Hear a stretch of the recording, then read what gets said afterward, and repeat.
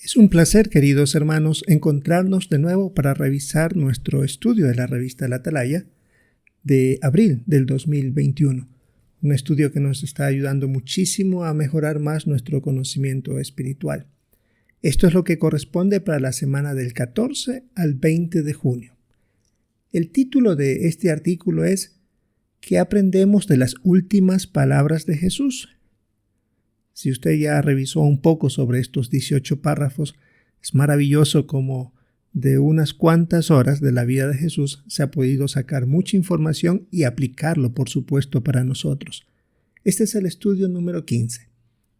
El texto base de este estudio es Mateo 17:5, donde dice: Este es mi Hijo amado, Él tiene mi aprobación, escúchenlo. Con relación al avance, dice así: Como dice Mateo 17:5, Jehová quiere que escuchemos a su Hijo. En este artículo analizaremos lo que podemos aprender de lo que Jesús dijo cuando estaba colgado en el madero. Así que empecemos para revisar estos párrafos, y la pregunta 1 y 2 dice: ¿En qué circunstancias dijo Jesús sus últimas palabras antes de morir? Pues horas antes él fue acusado falsamente, fue también condenado por un delito que no cometió, todo esto sin la legalidad que exigía. Además, se burlaron de él, lo torturaron sin piedad y lo clavaron a un madero. Sus manos y pies estaban clavados según el registro bíblico. Pero aún en esas circunstancias, él tenía que seguir hablando y diciendo cosas que cumplían profecías y que también tenían las últimas enseñanzas para nosotros. Veamos ahora entonces el subtítulo de las primeras expresiones de Jesús. Padre, perdónalos. La pregunta 3. ¿A quiénes se refería Jesús cuando dijo, Padre, perdónalos? Claro, no se puede tener la certeza 100% de a quiénes se referían, pero sí hay una posibilidad. Tal vez se refería a los soldados romanos. Ellos tenían la labor de ponerlo a Jesús en el madero, clavarlo ahí, atravesar sus manos y sus pies, y no sabían posiblemente quién era en realidad. Ellos tenían la costumbre de hacer eso, ¿no? De poner siempre a personas acusadas de algunos hechos, y ellos simplemente estaban cumpliendo con su labor. O tal vez Jesús se estaba refiriendo a los que gritaban al madero con él sin saber a quién estaban condenando o simplemente lo repetían porque otros lo hacían. Sin embargo, nunca guardó rencor a esas personas. Más bien la petición que le hace a Jehová: Padre, perdónalos. Párrafo 4. ¿Qué nos enseñó Jesús al estar dispuesto a perdonar a sus enemigos?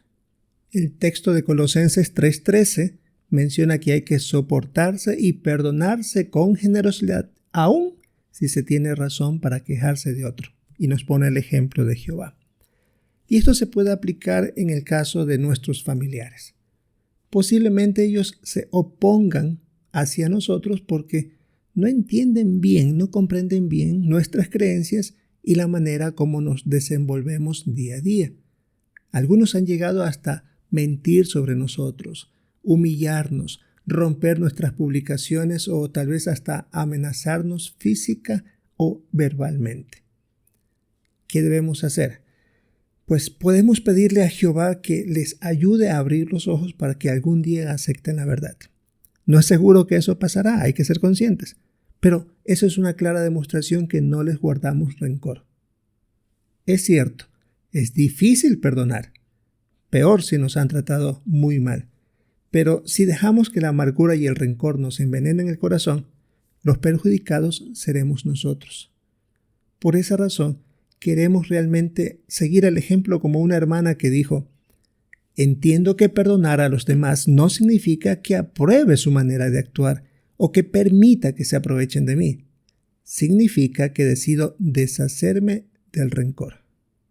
De esa manera dejamos a un lado las amarguras de nuestra vida. Bien, vayamos al siguiente subtítulo. Las palabras de Jesús eran: estarás conmigo en el paraíso. Párrafo 5, la pregunta es: ¿qué le prometió Jesús a uno de los delincuentes que estaban a su lado y por qué le hizo esa promesa? El relato de Mateo 27 muestra a dos delincuentes que están fijados al lado de Jesús. La manera como ellos empezaron el trato fue de burla. Sin embargo, según Lucas 23, uno de ellos deja de hacerlo porque reconoce que él no había hecho nada malo. Y también reconoce que resucitaría a Jesús y que llegaría a una posición alta, a ser rey. Así que cuando este delincuente que llega a tomar esta actitud le pide a Jesús que se acuerde de él, es ahí donde le promete de manera personal el volverlo a la vida. Cuando le dice, yo te aseguro hoy, es decir, en ese momento, estarás conmigo en el paraíso, refiriéndose al futuro. Así que hay que entender bien este punto, ¿no? Por eso la manera como está escrita en nuestra revisión de la Biblia es muy clara. Jesús en ese día le estaba diciendo que en el futuro estaría en el paraíso, en el sentido de que él se encargaría de atender sus necesidades.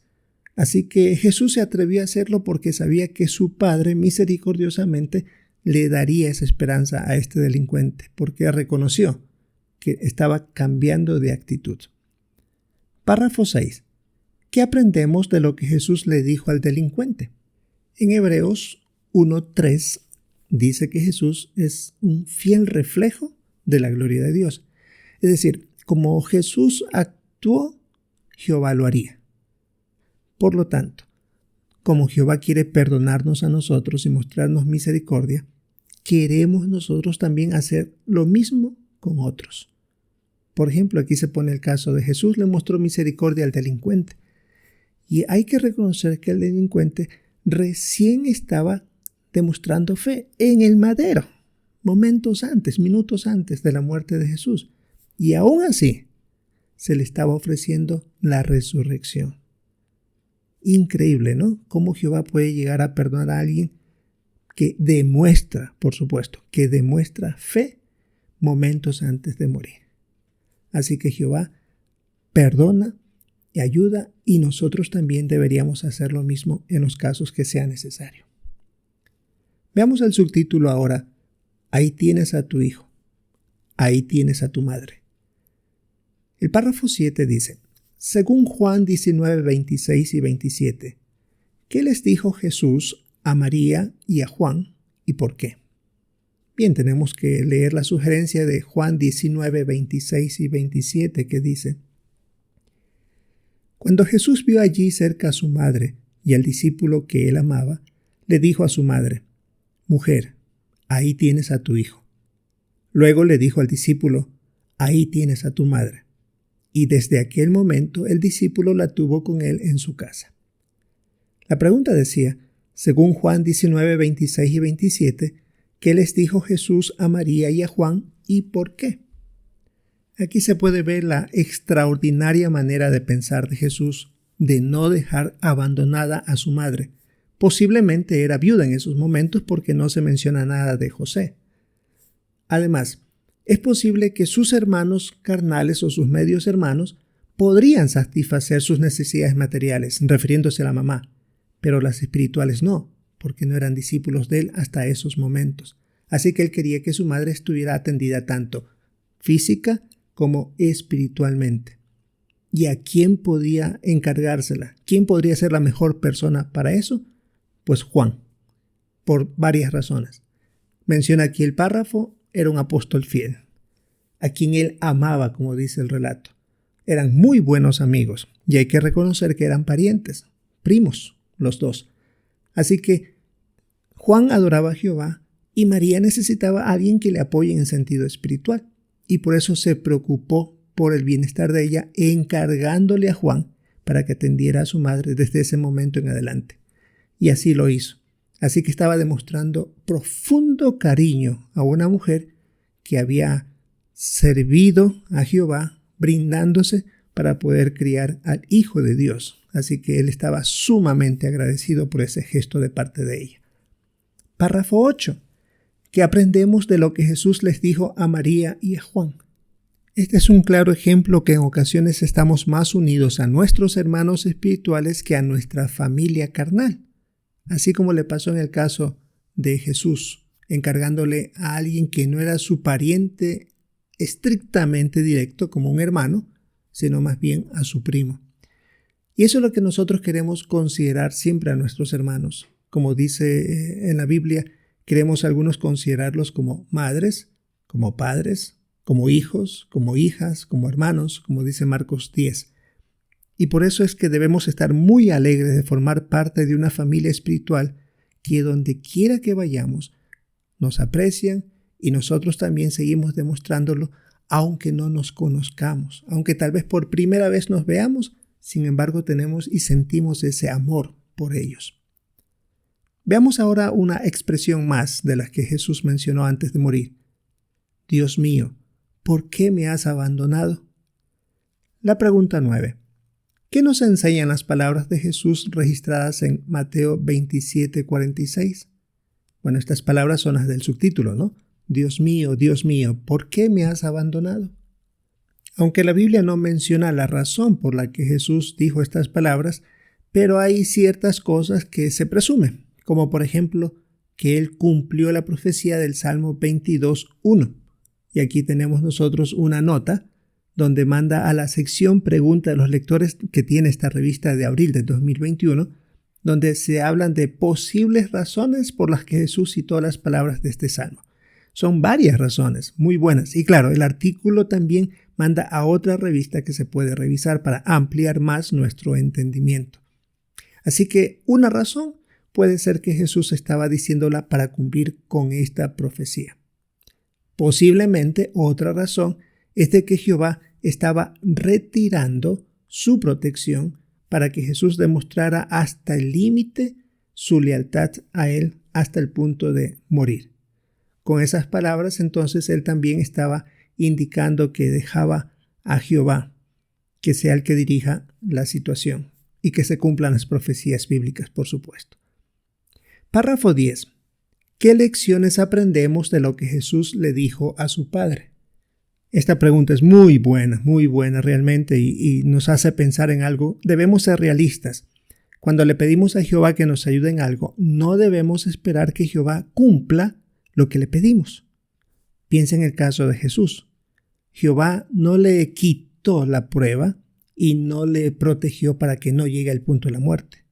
Así que nos está enseñando a nosotros que no debemos esperar que Jehová nos proteja de las pruebas o que nos quite las pruebas o que no nos deje pasar por situaciones difíciles. Jehová sabe que debemos pasar pruebas. Eso es importante. Pero está aquí el texto hermoso de 1 Corintios 10:13, que Él es fiel y no dejará que seamos tentados más allá de lo que podamos soportar. Otra lección que también aprendemos es que tal vez vamos a sufrir injusticias, como lo hizo Jesús. Pero también nos garantiza de que Jehová quiere darnos consuelo a nosotros. Y aquí menciona de nuevo que aunque Jesús entendía por qué Jehová estaba permitiendo que sufriera, en cambio, algunos de sus siervos al pasar pruebas a veces preguntamos, pero Jehová, ¿por qué me permites eso? Podemos llegar al punto porque a veces no comprendemos la situación o pensamos de una manera equivocada de que Jehová debe cuidarnos de todo, que debe sacarnos de todos los problemas, cuando no es así. A Jesús no le quitó la situación. Tuvo que dejar que sea probado hasta el límite. Buen punto sin duda este párrafo 10. Veamos el subtítulo Tengo sed. Párrafo 11. ¿Por qué dijo Jesús las palabras que leemos en Juan 19:28? Bueno, se nos sugiere leer el texto, dice así. Después de esto, sabiendo que ya todas las cosas se habían realizado, Jesús dijo, tengo sed. Así se cumplieron las Escrituras. Volviendo a la pregunta decía, ¿por qué dijo Jesús las palabras que leemos en Juan 19:28? Primero, para que se cumpliera la profecía del Salmo 22:15, como bien lo dijo aquí, se cumplieron las Escrituras. Y una segunda posible razón es que, por lógica, él tenía sed. Era un ser humano que sentía dolor por un golpe, que sentía hambre, que sentía sueño. Era lo lógico. Y había pasado muchas horas en juicios, cargando parte de un madero, recibiendo golpes. Estaba cansado y sin duda sediento, no había tomado nada de agua, así que necesitaba agua para calmar su sed. Párrafo 12. ¿Qué aprendemos de que Jesús dijera que tenía sed? Todos nosotros tenemos situaciones de necesidad. A veces nos hace falta algo y creemos que no debemos pedir a nadie. Simplemente creemos que no queremos estorbar a los hermanos, no queremos incomodarlos, no queremos molestarlos. Pero no es así. Aquí Jesús estaba dando una clara señal de que necesitaba satisfacer una necesidad. Nosotros también debemos reconocer que a veces necesitamos ayuda. Por ejemplo, si somos solos, necesitamos que alguien nos acompañe a una cita médica o hacer alguna compra que no está a nuestro alcance hacerlo, que podríamos tener el dinero, pero no la facilidad de movilizarnos hasta donde tenemos que hacerlo. Tal vez estamos desanimados y decimos, no, ¿para qué llamar a los ancianos? Ellos están muy ocupados.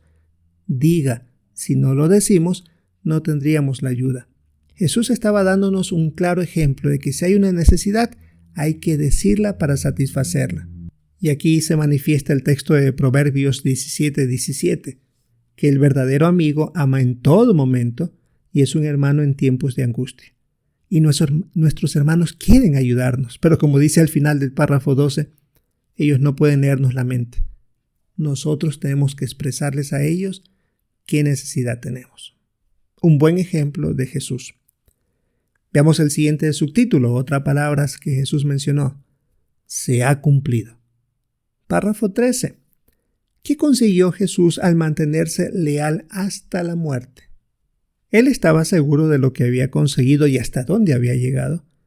Y al mantenerse leal hasta la muerte estaba dejando claro, primero, que Satanás es un vil mentiroso, que un ser humano perfecto sí podía ser totalmente fiel, a pesar de los esfuerzos extremos que llegó para tratar de acabar con él y tentarlo. Segundo, dio su vida como rescate para la humanidad obediente. Sin esa muerte, sin esa lealtad, no tendríamos esperanza de nada. Y tercero, defendió la soberanía de Jehová y el buen nombre de su Padre. Párrafo 14. Explique cómo debemos vivir cada día. Me agradó muchísimo las palabras que se resaltan aquí del hermano Maxwell Flynn, que fue instructor de la escuela de Galat. En una asamblea dijo que la frase común de nosotros es: no dejes para mañana lo que puedas hacer hoy. Pero él también dijo: ¿estás seguro de que habrá un mañana? Y él mencionó: vive cada día como si fuera tu última oportunidad de demostrar que eres digno de vivir para siempre. ¿Alguna vez ha hecho eso? De ir a la cama una noche y pensar: hoy he sido fiel a Jehová, y si no amanezco vivo mañana, ¿habré sido fiel? Así que eso es lo que queremos nosotros también hacer: vivir cada día como si fuera nuestra última oportunidad de mantenernos leales. Decir: he hecho todo lo posible por serle leal, por demostrar que Satanás es un mentiroso y por vindicar tu nombre y tu soberanía. Muy buena manera de hacernos recapacitar a nosotros, de no esperar o confiarnos de que mañana seguiremos sirviendo a Jehová. A lo mejor ni podamos amanecer con vida. La siguiente parte del subtítulo es: en tus manos encomiendo mi espíritu.